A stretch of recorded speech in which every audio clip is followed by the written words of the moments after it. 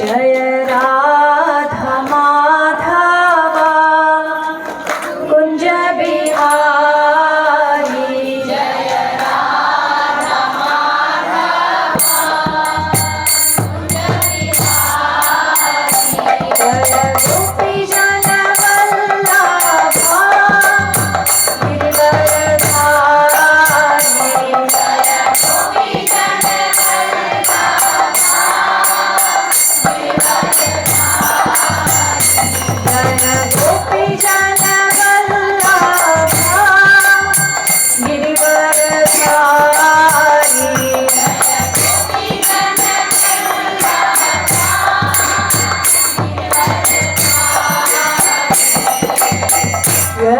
यशोदानंदन व्रज जनरंजना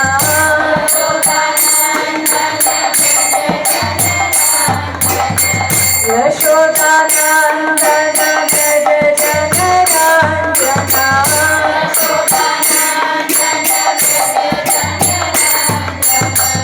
यमुना तीरावनचारी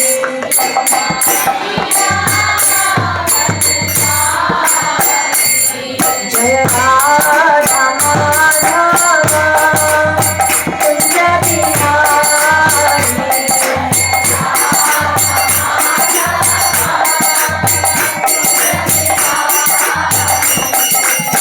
हरे कृष्णा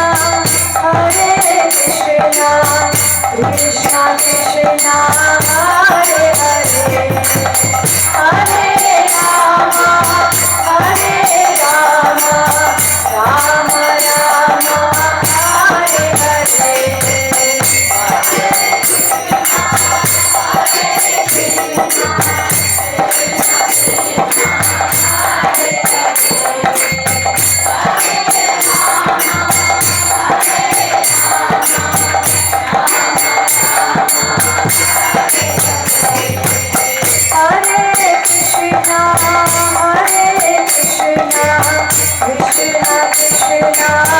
हरे हरे हरे राम राम राम हरे हरे हरे कृष्णा कृष्णा कृष्णा हरे हरे हरे राम राम राम हरे हरे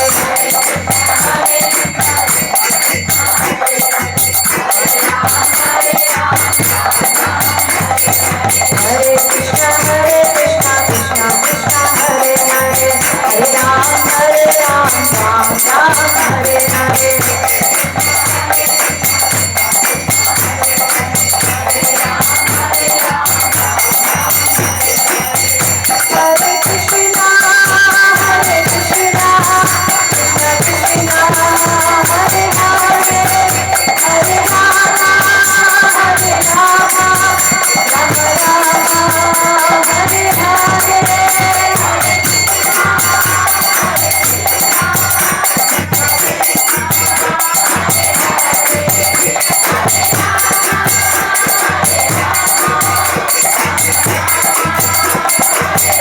नित्य गौरा हरि बोल हरि बोल हरि बोल हरि बोल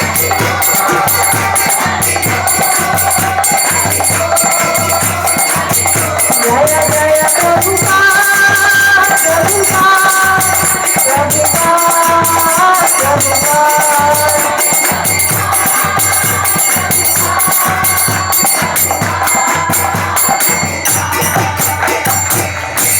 बोलो जगत गुरु शिला प्रभुपाद की श्री श्री राधा श्याम सुंदर भगवान की श्री श्री सीताराम लक्ष्मण हनुमान की श्री श्री नरसिंहदेव प्रहलाद महाराज की पूरी दिव्य गुरु परंपरा की पूरी दुनिया में सनातन धर्म का प्रचार करने वाले जगत गुरु शिला प्रभुपाद की श्री गीता यथारूप की उपस्थित सभी भक्त वृंद की हरे कृष्णा।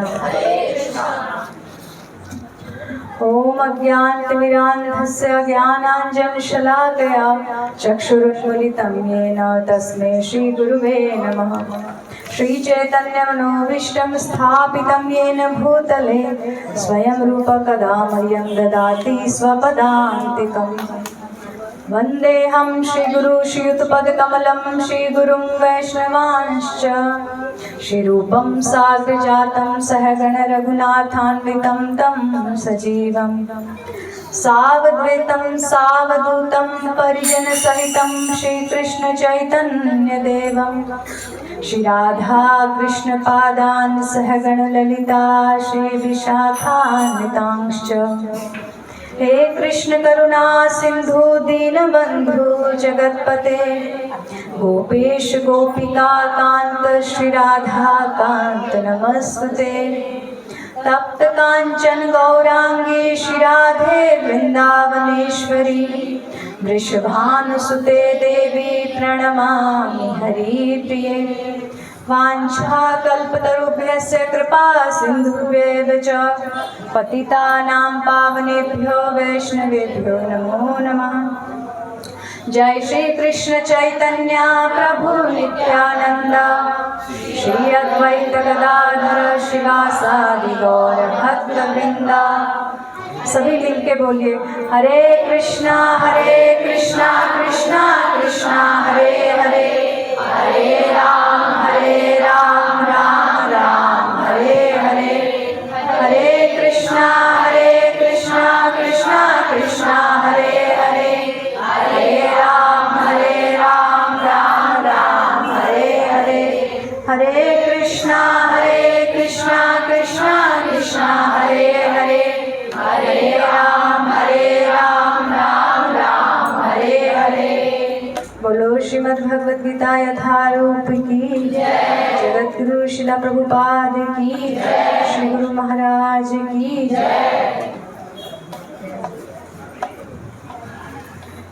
हरे कृष्णा। सर्वप्रथम आप सबका इस भगवद गीता की कक्षा में हार्दिक स्वागत है। आप सब लोग बड़े उत्साह से गर्मी सहते हुए यहाँ खुशी से बैठे हुए हैं। आगे आज हम अपनी कक्षा की चर्चा को शुरू करने से पहले भगवद गीता का जो श्लोक बोर्ड पर लिखा है इसको दोहराते हैं, फिर आगे बढ़ते हैं। आप सब लोग पीछे बोलिएगा। मन्मना भव मद्भक्तो मध्याजी माम नमस्कुरु मामे वैश्यसि युक्तत्वे आत्मानं मत्परायण। मन्मना भव मद्भक्तो मध्याजी माम नमस्कुरु मामे वैश्यसि युक्तात्वा आत्मानं मत्परायण। मन्मना भव मद्भक्तो मध्याजी माम नमस्कुरु मामे वैश्यसि युक्तत्वा आत्मानं मत्परायण।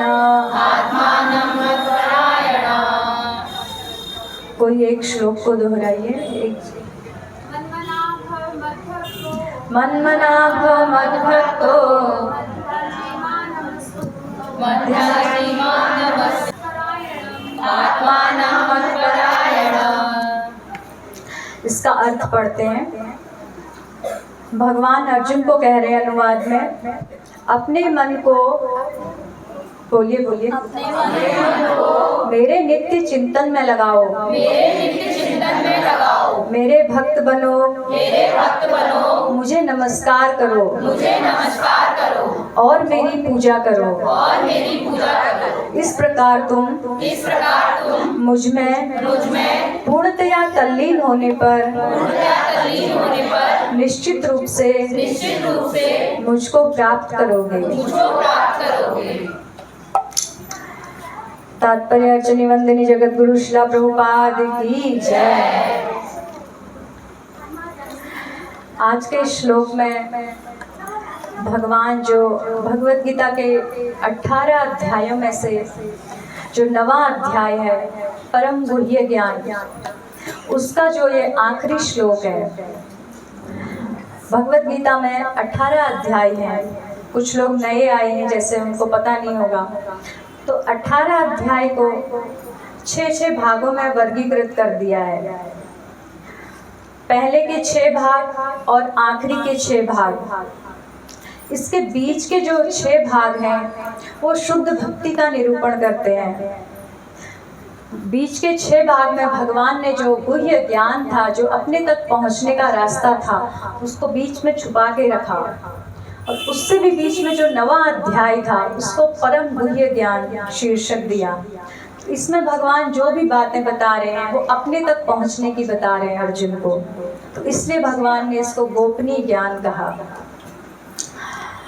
तो इसमें भगवान कह रहे हैं कि तुम अर्जुन को बता रहे हैं कि मेरा चिंतन करो, मेरे भक्त बनो, मुझे नमस्कार करो। भगवान ये कहना चाह रहे हैं कि निरंतर आप मेरे स्मरण में लगे रहो, किसी भी माध्यम से। भगवान का जब हम मंदिर में जाएंगे, नमस्कार करेंगे, उनका स्मरण करेंगे, उनकी पूजा सेवा कुछ भी करेंगे, तो 24 घंटे में हम अपने समय को ऐसे बांटें कि हम भगवान के स्मरण में हमारा समय जाए, कोई भी समय खाली ना जाए। तो यहाँ पर भगवान कह रहे हैं कि मेरा ही चिंतन करो, अन्य किसी का नहीं। जब शुद्ध भक्ति की बात भगवान भगवद गीता में बताते हैं, तो यहाँ पर अन्य से मतलब जो भगवान के सेवक हैं, जिन्हें हम देवता, देवी देवता आदि, उनका चिंतन नहीं। अगर तुम मेरे तक आना चाहते हो तो भगवान कह रहे हैं तुम मेरा ही पूजन करो। यदि तुम देवताओं का पूजा करोगे, उनका स्मरण करोगे, तो शरीर छूटने के बाद उनके पास जाओगे। तो जैसे हम मान लो हमने कोई टिकट दिल्ली की ली, हम बॉम्बे जाना चाहते हैं, तो जहाँ की टिकट है दिल्ली, वहीं पहुँचेंगे। हम दिल्ली वाली ट्रेन में बैठे वहाँ की टिकट लिए, बॉम्बे नहीं पहुँचेंगे। इसी प्रकार हम जब किसी देवता की पूजा करते हैं, थोड़ा सा भगवान को भी हाथ जोड़ते हैं, तो हम भगवान तक नहीं पहुँचेंगे। तो भगवान कह रहे हैं मेरे तक पहुँचो। तो आज का जो हमारे कक्षा का शीर्षक है, वो शीर्षक इसी से लेना था कि भगवान कह रहे हैं तो एक निष्ठ भाव से मेरी शरण ग्रहण करो। तो हम आगे बढ़ते हुए जब भगवान कह रहे हैं कि मेरी पूजा करो, मेरा चिंतन करो, तो इसमें है कि जब भगवान को हम अपनी प्रार्थना अर्पित करें तो भगवान का हम स्मरण कर सकते हैं। आज का शीर्षक हमने ये लेना था कि जब हम भगवान के मंदिर में जाते हैं, भगवान को प्रार्थना करते हैं, तो हम प्रार्थना कैसे करें, और प्रार्थना हम जो कर रहे हैं वो भगवान तक पहुंच भी रही कि नहीं पहुंच रही है, और अपनी प्रार्थनाओं को और हम कैसे बढ़िया तरीके से करें कि हमारी भक्ति में और प्रगति हो। तो किस तरह की भगवान प्रार्थना से प्रसन्न होते हैं, तो इस विषय पर थोड़ा सा चर्चा करेंगे। तो सबसे पहली बात है कि प्रत्येक व्यक्ति अपने जीवन में प्रार्थना करता है। एक छोटा सा बच्चा भी होगा, वो भी प्रार्थना करता है। जो भक्त नहीं है, सांसारिक अभक्त है, जो सांसारिक कार्यों में भौतिकतावादी व्यक्ति, वो भी प्रार्थना करता है। प्रार्थना करते सब हैं, लेकिन प्रार्थना करनी कैसे चाहिए और किसकी प्रार्थना करनी चाहिए, इसका हमको सही ज्ञान ना होने के कारण हम ठीक रास्ते पर नहीं पहुंच पाते हैं। अगर ऐसे कहें तो हमने जन्म से पहले भी भगवान से प्रार्थना करना शुरू कर दिया था। श्रीमद् भागवतम में वर्णन आता है, जब जीवात्मा अपने माता के गर्भ में होती है, उसी समय भगवान से पहली प्रार्थना करती है कि प्रभु मुझे इस कष्टदायी नर्क से निकालो बाहर, मैं आपका भजन करूंगी और मैं आपके जो आपने मुझे आपके उपकार का ऋण चुकाऊंगी। तो इस तरह आत्मा भगवान से प्रार्थना करती है, लेकिन जब उसका जन्म होता है तो भूल जाती है इस बात को। तो हमने प्रार्थना का सिलसिला माता के गर्भ से शुरू कर दिया था, लेकिन बाहर आके भूल गए। बाहर आके प्रार्थना तो की, छोटे बच्चे हुए जब तो हमने प्रार्थना की भगवान से, या जो भी हमारे देवी देवता जिसको भी मानते थे। स्कूल जाते थे तो आज हमें टीचर से डांट ना पड़े, पढ़ाई कर रहे हैं तो अच्छे मार्क्स आ जाएं। सभी का अनुभव है, जो भी बड़े हो गए आज, बचपन में सबने प्रार्थना की होती है। जब रिजल्ट आने वाला होगा उस दिन मंदिर में ज़्यादा परिक्रमा लगाएंगे कि अच्छे नंबर आए। तो प्रार्थना सब करते हैं, बच्चा भी करता है। थोड़ा बड़ा होता है तो कुछ और मांगता है भगवान से, जॉब चाहिए, पैसा चाहिए। कुछ बड़ा होता है तो कुछ और मांगता है। और प्रार्थना करते हैं कुछ लोग, सबसे पहले एक लोग प्रार्थना करते हैं, उनको सांसारिक वस्तुएं चाहिए, उनको कहते हैं सकाम लोग, कि प्रार्थना भगवान हमें इतना धन दे दीजिए, हमें गाड़ी दे दीजिए, हमें अच्छा घर बना दीजिए, हमारे बच्चों को सुखी कर दीजिए, या जो भी है। तो वो प्रार्थना करते हैं भगवान से भौतिक चीजें मांगने के लिए। तो यहाँ पर ठीक है वो प्रार्थना करते हैं, लेकिन वो प्रार्थना करना उसको श्रेष्ठ नहीं कहा गया है। भगवान से हम ऐसी चीज मांगते हैं जो बिना मांगे भी मिल सकती है। 6 चीजें जब व्यक्ति जन्म लेता है, उसके गर्भ में ही उसके कहते विधाता ने उसके माथे पर लिख दिए, उसके भाग्य में लिख दिए हैं। हानि, लाभ, यश, अपयश, सुख, दुख और जीवन मरण, ये चीजें उसके गर्भ में निर्धारित हो गई हैं। तो उसके लिए हम प्रार्थना करते हैं। उसके लिए प्रार्थना नहीं करनी है। प्रार्थना उस चीज के लिए करनी है जो गर्भ में निर्धारित नहीं है, जिसको हम बदल सकते हैं। लेकिन अज्ञान के कारण हम भगवान से ऐसी चीजें मांगते हैं। तो भगवान एक हाथी को, जो कभी कोई प्रार्थना नहीं करता, उसको भी पेट भर भोजन देते हैं। वो कितना खाता है, टनों के हिसाब से खाता है, लेकिन उसको भी देते हैं भगवान। वो तो प्रार्थना नहीं करता है। लेकिन हम भी उस कैटेगरी में जाके हम भी भौतिक चीज़ों के लिए, पेट भरने के लिए भगवान से मांगते हैं। तो हमारी प्रार्थना ये मूर्खता भरी प्रार्थना है।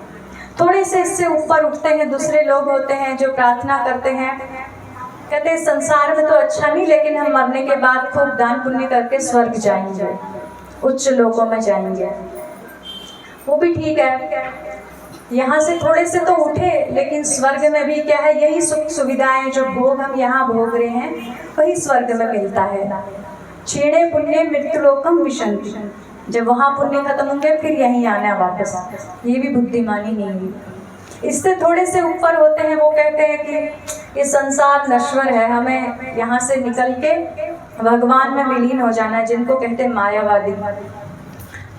तो वो तक भी वो ठीक नहीं है। 3 अब चौथे नंबर पर प्रार्थना आती है जो भक्त होता है, जो असली प्रार्थना करता है, जिसको हमारे शास्त्रों में प्रमाणिक कहा गया है, वो भक्त है। भक्त क्या मांगता है भगवान से कि प्रभु ये जीवन में, संसार में सुख दुख तो लगा ही रहेगा, इसकी प्रार्थना नहीं करनी है। कैसे मैं आपके चरणों तक पहुंचूं, कैसे मुझे आपसे प्रेम हो, कैसे मेरे जीवन में जो दोष हैं, जो भक्ति करने में मुझे रोक रहे हैं, जो मेरे अंदर बहुत सारी बाधाएं हैं, 6 तरह के हमारे अंदर दोष होते हैं प्रत्येक जीव के अंदर, वो कैसे दूर हों, और कैसे भगवान मैं आपकी भक्ति में आगे बढ़ूं। कैसे ऐसे कोई रास्ता बनाओ जिससे मुझे साधु संग मिले, सत्संग कर पाऊं, मैं मन लगा के आपका नाम जप कर पाऊं।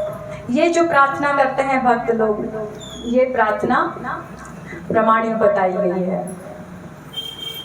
तो अब हमको इतना तो समझ आया कि भगवान के आगे आके हमने क्या मांगना है, कोई भौतिक चीजें प्रार्थना नहीं करनी है। प्रार्थना करने से हमारे अंदर बहुत बल मिलता है, बहुत शक्ति मिलती है। जब हम भगवान के आगे आके प्रार्थना करते हैं तो हम एक निर्भय से हो जाते हैं। जैसे छोटा बच्चा आपने देखा होगा, घरों में जो छोटे बच्चे होते हैं वो हमेशा खुश रहते हैं। माता पिता भले बड़े तनाव में हैं, बड़ी समस्या से घर में उनका पारिवारिक जीवन निकल रहा है, लेकिन बच्चे खेलते रहते हैं, हंसते रहते हैं।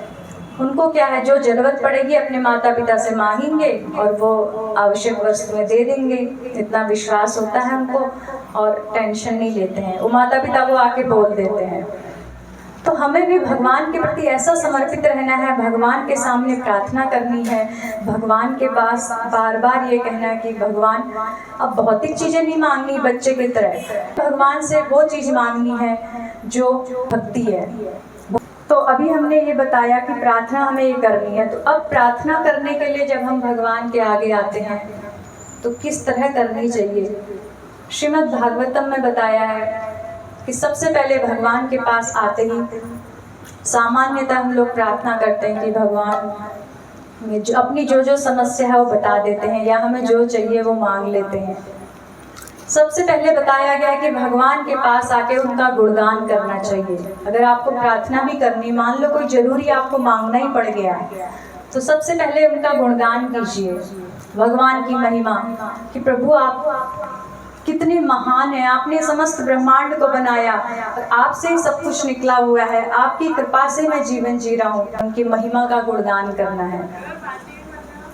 श्रीमद् भागवतम में जो कुंती महारानी की सबसे पहली प्रार्थना है, उसमें कुंती महारानी सबसे पहला श्लोक भगवान से प्रार्थना करती है।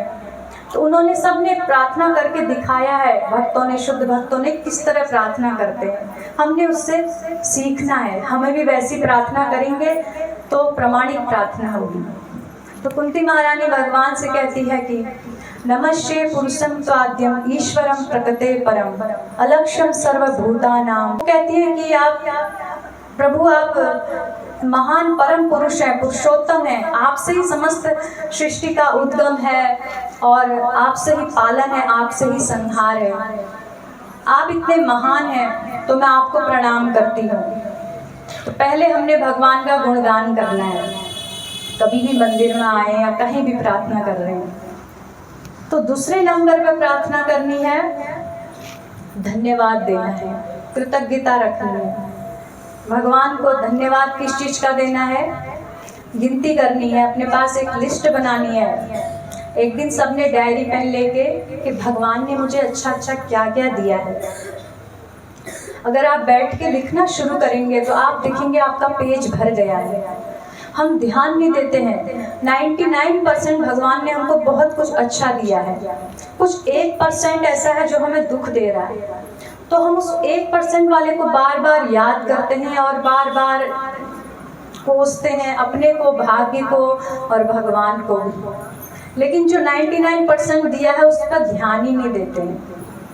तो सबसे पहले प्रैक्टिकल आप लोग कर सकते हैं, एक कॉपी पेन लीजिए, घर जाके आज ही सोने से पहले बैठिए, अपने मन से सारे विचारों को हटा के शांत भाव से फिर याद कीजिए अपने बचपन से लेके अभी तक का पूरा जीवन कि भगवान ने मुझे क्या क्या चीज़ दिया जिसका मैं धन्यवाद नहीं कर पाई। सबसे पहले भगवान ने हमको मनुष्य का शरीर दिया, भगवान ने हमें पशु नहीं बनाया, पक्षी नहीं बनाया, नहीं तो हम कष्ट भोग रहे होते।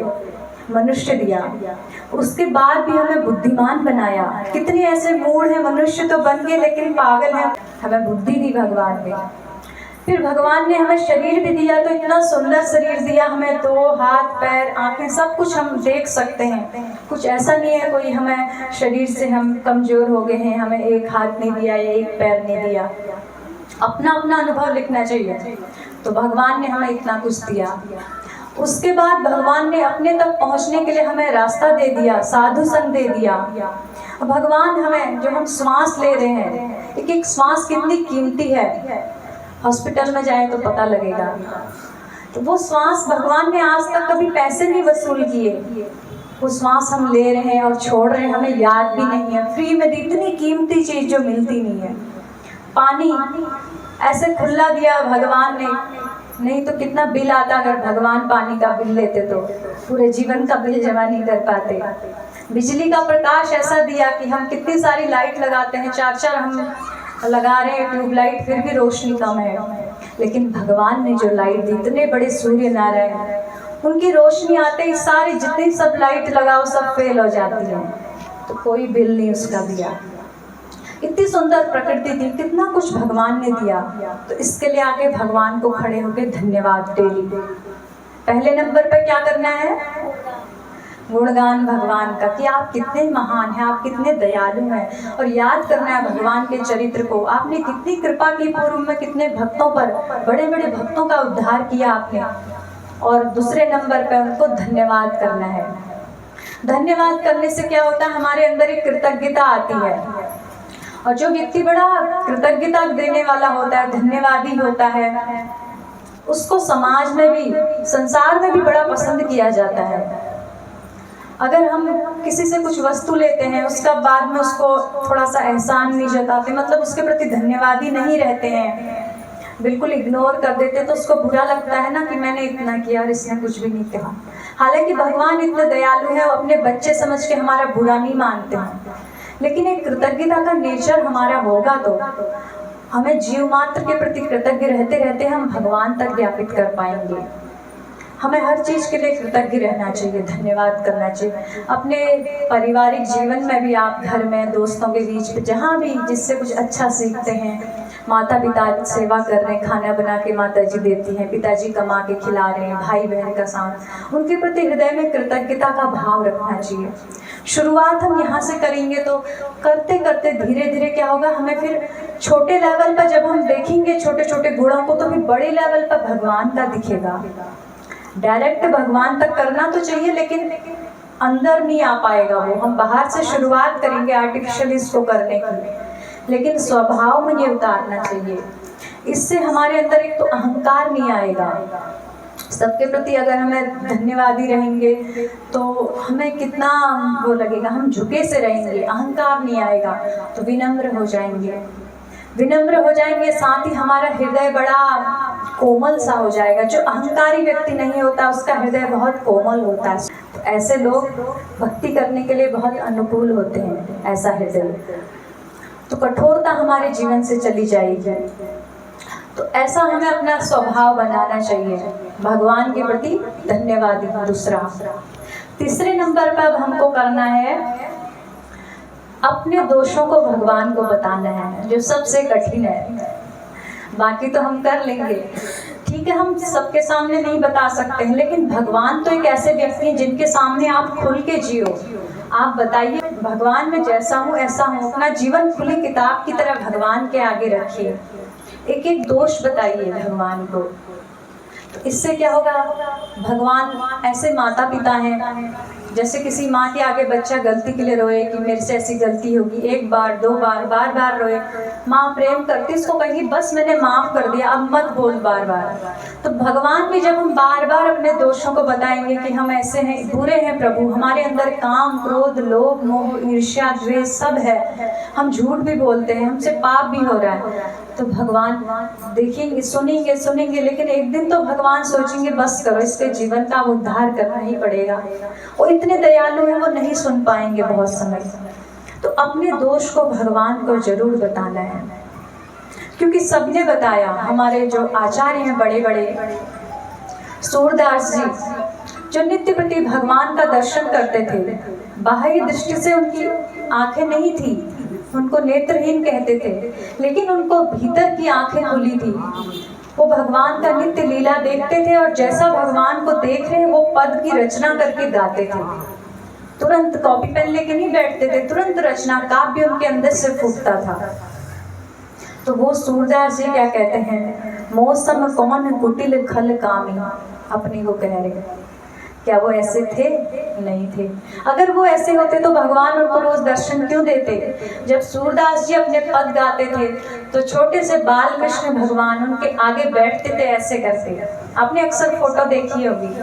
तो भगवान को उनका पद गाना बहुत अच्छा लगता था, तो सब भगवान सुनते थे उनके पद के माध्यम से। वो क्या करते हैं? प्रार्थना। उनका प्रार्थना करने का तरीका ऐसा है कि भजन बना के गा के सुनाते हैं, तो वो भी प्रार्थना ही। उन्हें पूरे जीवन प्रार्थना अर्पित की। सूरदास जी ने 1 लाख पद गाए भगवान पर। तो ऐसे महान लोग हैं। और हमारे चैतन्य महाप्रभु की नम्रता, उन्होंने स्वयं भगवान थे। और हमारे श्रील भक्ति विनोद ठाकुर आचार्य हैं, जो 6 गोस्वामियों में जिनकी गिनती 7वें गोस्वामी के रूप में आती थी। उनका जीवन भगवान के पार्षद थे, पूरा जीवन भक्ति में गुजरा। लेकिन जब वो भगवान को प्रार्थना करते थे, भगवान के सामने जाते थे, तो भगवान से कहते थे, अमार जीवन सदा पापे रति नाही को पुण्य लेशन। कि भगवान हमारा जीवन, बंगला में कहते थे कि मेरा जीवन हमेशा पापों में रत रहा। अगर आप मेरे अंदर पुण्य ढूंढोगे तो लेश भी नहीं है। लेश मतलब होता है जो बचा हुआ एक छोटा सा कण, कहते हैं कि लेश भी मेरे अंदर पुण्य नहीं है। जब कितने महान व्यक्तित्व थे, तो सभी ने ऐसा कहा है। ध्रुव महाराज, प्रहलाद महाराज, सब ने अपनी नम्रता व्यक्त की है। तो तीसरे नंबर पे अपने दोष बताने भगवान को, अपनी कमी बतानी है कि प्रभु मेरे अंदर ये कमी है, मैं सुधारना चाहता हूँ या सुधारना चाहती हूँ। फिर उनको भगवान को ये प्रार्थना करनी। चौथे नंबर पे अगर आपके अंदर कुछ है, कोई चीज मांगने आए हो भगवान से, तो भगवान को कह दीजिए, प्रभु ये मेरे अंदर कामना है, बार बार ये इच्छा है, तो आप चाहें तो इसको पूरी कर दीजिए, जैसा आपको ठीक लगे। भगवान पर प्रेशर नहीं डालना है। कई बार जब हम साधना करते हैं, भक्ति करते हैं, तो भगवान हमारी प्रार्थना सुनते हैं, तो हम बार बार कभी कुछ भौतिक वस्तुएं मांगते हैं, भगवान दे भी देते हैं। लेकिन भगवान पर कभी भी ये दबाव नहीं डालना चाहिए कि मुझे ये दीजिए। भगवान से एक भक्त हमेशा प्रार्थना करता है तो साथ में ये कहता है कि प्रभु यदि आपकी इच्छा हो तो। इतनी छूट भगवान को दे के रखनी चाहिए कि आपको ठीक लगता है मेरी भक्ति में प्रगति के लिए ये सहायक है तो ये दीजिए, अगर नहीं है तो कोई बात नहीं, दुखी भले सही, लेकिन मैं सहन हूँगा।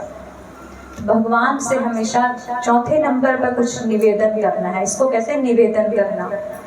और चौथे नंबर पर जब किसी को कुछ मांगना नहीं है तो उसको कहना चाहिए कि प्रभु मुझे जीवन में अधिक से अधिक ऐसा समय दीजिए कि मैं आपके नाम जप, कथा, कीर्तन, स्मरण में बिता पाऊँ।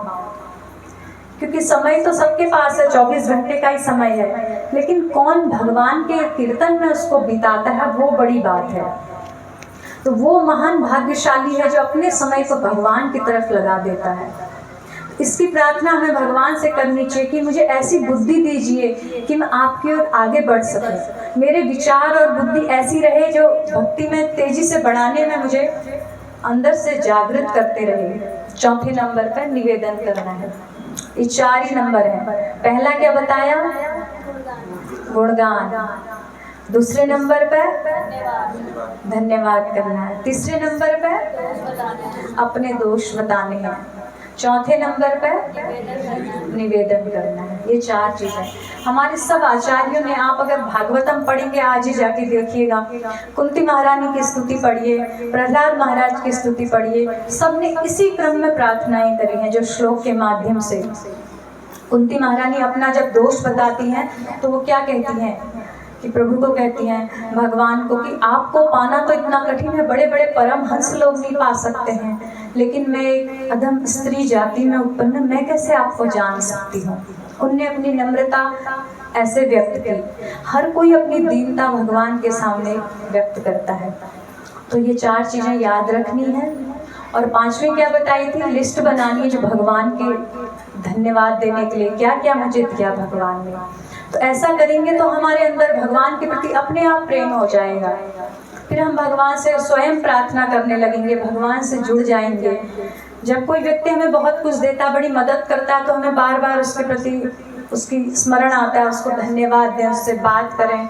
जो मदद करता है उसी से, तो जब हमें लगेगा सारी मदद तो भगवान ने की है, तो हमारा ध्यान बरबस भगवान की तरफ अपने आप जाएगा। अपने आप हम ये जो आज नाम जप करना ये सब कठिन लग रहा है, वो कठिन नहीं लगेगा, क्योंकि भगवान ने इतना कुछ दिया है। अगर मैं 2 घंटा 16 माला जप में उनको दे सकता हूँ तो कोई बड़ी बात नहीं है।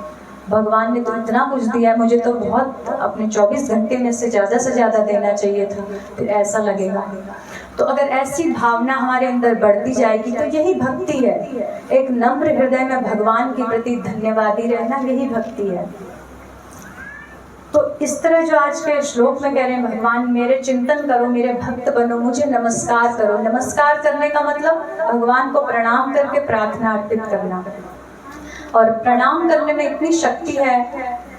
श्रीमद् भागवतम का आखिरी श्लोक श्रील सुखदेव गोस्वामी ने जब पूरे भागवतम सुनाई तो आखिरी में एक श्लोक बोला, नाम संकीर्तनम यस्य सर्व पाप प्रणाशनम प्रणामो दुख शमनस्त नमामि हरि परम। नाम संकीर्तनम यस्य सर्व पाप प्रणाशनम, जब कोई नाम कीर्तन करता है उसके सारे पाप खत्म। अब पाप खत्म हो जाएंगे तो क्या होगा, दुख खत्म हमारे जीवन से। पापों के कारण ही दुख मिलता है और दुख से ही हम परेशान रहते हैं। तो पाप खत्म तो फिर प्रणाम और दुख शमनस्तम, और जो बचे कुछ दुख है दुख भी खत्म हो जाएंगे। प्रणाम किया खत्म, तो हमारी सारी हिस्ट्री डिलीट हो गई। तो हमें भगवान के प्रति प्रणाम करना है, नम्रता अर्पित करनी है और उन्हें प्रार्थना करनी है। प्रार्थना में बहुत शक्ति है। श्रील प्रभुपाद जी ने जब 70 वर्ष की उम्र में यहाँ से निकले तो प्रभुपाद जी जब विदेश में गए, उन्होंने अपने शुरुआत जो करी, एक भजन लिखा उन्होंने। जब विदेश में पहुँचते ही प्रभुपाद जी को लगा कि कितना कठिन काम है, कैसे करूँगा मैं विदेशी लोगों को प्रचार। तो उन्होंने, प्रभुपाद जी ने भी प्रार्थना करी। तो उस प्रार्थना में प्रभुपाद जी भी यही कहते हैं, अपने को इतने महान आचार्य हैं जिन्होंने आज विश्व में हरिनाम का प्रचार फैला दिया, ऐसा कोई कार्य कर नहीं सका। इतने महान होते हुए भी प्रभुपाद क्या लिखते हैं, भक्ति नाही वेद नाही नाम बड़ो धरो, भक्ति वेदांत नाम तुम ही सार्थक करो। भगवान को कहते हैं कि प्रभु मेरे अंदर ना भक्ति है ना वेद है, लेकिन आपने मेरा नाम क्या रखवा दिया, भक्ति वेदांत स्वामी प्रभुपाद। कहते हैं ये नाम रखवाया तो तुम ही सार्थक करो इस नाम को। तो अपना नीचे भजन में लिखते हैं कि अब आपका अधम दास। तो इतनी नम्रता प्रभुपाद जी के भीतर। तो ये सब आचार्य हमें सिखाते हैं कि भगवान के आगे हमें कैसे आना है और कैसे रहना है। कई बार लोग कहते हैं कि हम प्रार्थना तो करते हैं, भगवान सुनते नहीं हैं। भगवान सब सुनते हैं, एक एक प्रार्थना हमारी भगवान सुनते हैं। कई बार क्या होता है, वो समय होता है ऐसा कि हमें भगवान उसका प्रत्युत्तर ना देना ही हमारे लिए अच्छा होता है, तो इसलिए भगवान उसका उत्तर नहीं दे रहे होते हैं, लेकिन सब सुनते हैं। निरंतर भगवान से प्रार्थना करनी चाहिए। जो हम हरे कृष्ण महामंत्र बोलते हैं, हरे कृष्ण कृष्ण कृष्ण हरे हरे, हरे राम राम राम हरे हरे, ये क्या है, सबसे बड़ी प्रार्थना। कोई कहे मुझे नहीं आती प्रार्थना, तो आप हरे कृष्ण कृष्ण कृष्ण हरे हरे, हरे राम राम राम हरे हरे, ये बोलिए। इससे बड़ी कोई प्रार्थना नहीं। इसका अर्थ है कि हे भगवान श्री कृष्ण, हे श्रीमती राधा रानी, कृपया मुझे अपनी सेवा में लगाइए। ये मंत्र का अर्थ ये है। बार बार हम इसको रिपीट करेंगे तो भगवान हमारी प्रार्थना सुन रहे हैं। प्रार्थना से ही तो आज भगवान का इतिहास है। द्रौपदी ने क्या किया था, प्रार्थना की थी तो भगवान उसी समय सभा में प्रकट हो गए। ध्रुव महाराज ने क्या किया था, 5 साल का बच्चा कितना छोटा होता है, और 6 महीने के अंदर भगवान प्रकट हो गए। प्रार्थना के बल पर, मंत्र के माध्यम से भगवान को पुकारा।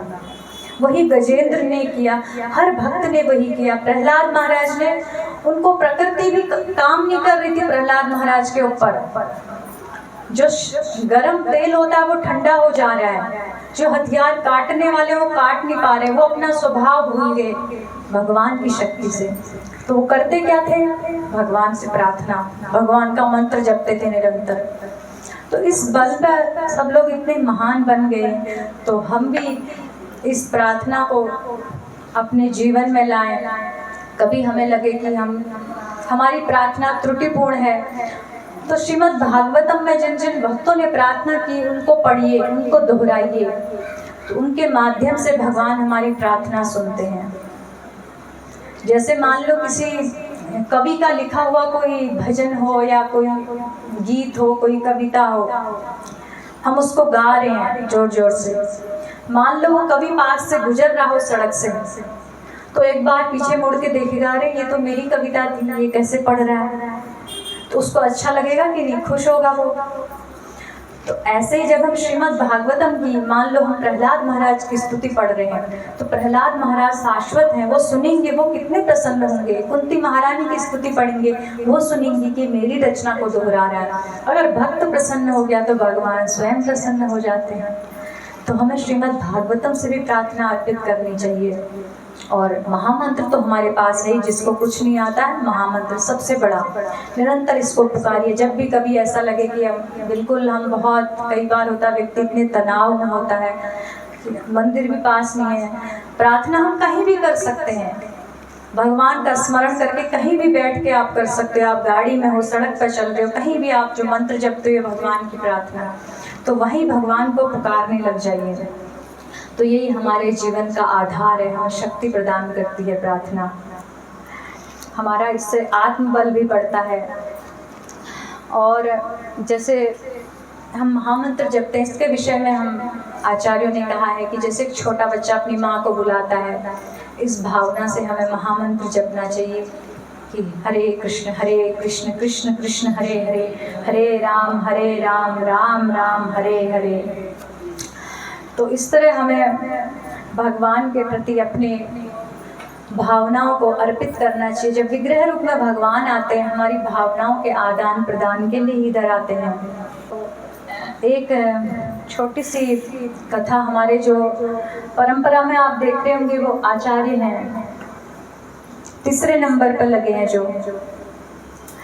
तो ये आचार्य, एक बार इनके पास एक व्यक्ति आया, उसने बोला कि बाबा जी बताइए, मैं भगवान को मिलना चाहता हूँ, भगवान को प्राप्त करना चाहता हूँ, तो उसके लिए मुझे क्या करना पड़ेगा, कैसे भगवान मिलेंगे। वो बहुत सोच के आया था कि कैसे भगवान भक्ति करनी पड़ेगी, पता नहीं तपस्या करनी पड़ेगी। तो बाबा जी ने कहा कि 2 पैसे में भगवान मिल जाएंगे। तो बड़ा हैरान हुआ, 2 पैसे में भगवान, वो कैसे मिल जाएंगे। तो कहते हैं 2 पैसे में पुस्तक आती है, पुस्तक खरीद के लाओ, उसको बार बार पढ़ो, तो उससे उनको भगवान मिल जाएंगे। वो पुस्तक थी हमारे नरोत्तम दास ठाकुर की प्रार्थना नाम है उस पुस्तक का ही। उसमें उन्होंने अपने भगवान को प्रार्थनाएं अर्पित की हैं। तो आज तो वो 25-30 रुपए की होगी, लेकिन उस जमाने में वो 2 पैसे की मिलती थी।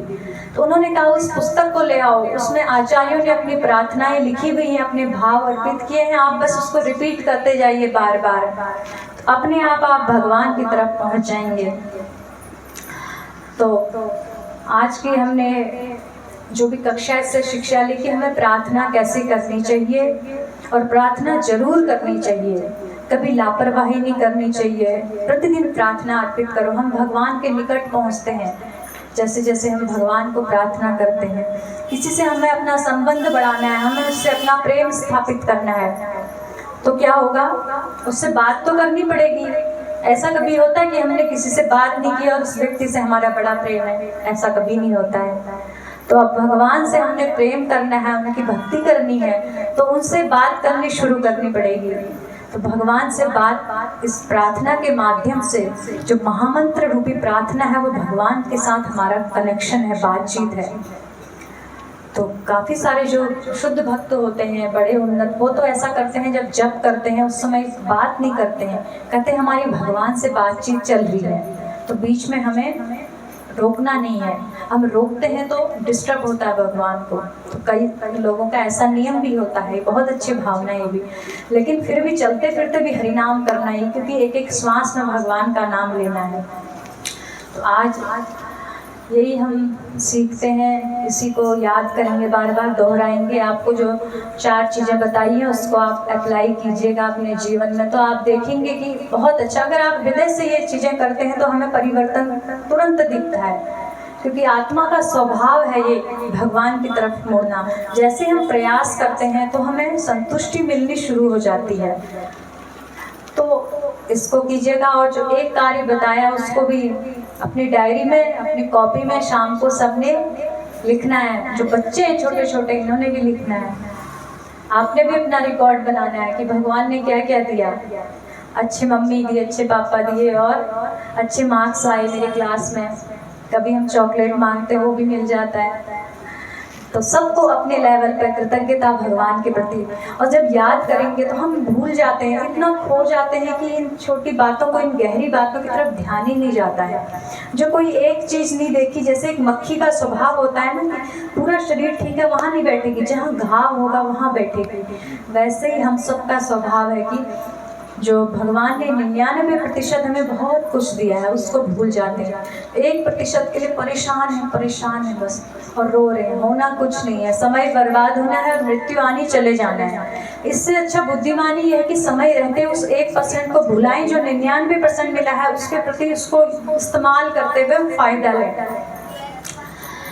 तो इन्हीं सब शब्दों के साथ आप सबका धन्यवाद और आभार। हरे कृष्णा हरे कृष्णा कृष्णा कृष्णा हरे हरे हरे राम